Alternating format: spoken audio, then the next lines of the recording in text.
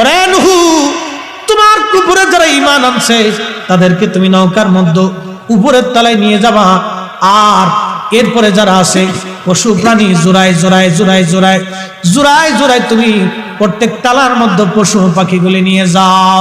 নূহ রে, যেই দিন একবারে আগুনওয়ালা চুলার ভিতর থেকে মাটি ফেটে পানি বের হবে, সেই দিন থেকে বুঝবা মহাপ্লাবন শুরু হয়ে গেল। হযরত নূহ নবী রান্না শুরু করলেন, চুলা ফেটে আগুন আসতে লাগলো, আসমান ফেটে গেল, জমিন ফেটে গেল, খালি পানি আর পানি আর পানি, পানি আর পানি আসতে লাগলো। সারা পৃথিবী পানিতে নিমজ্জিত।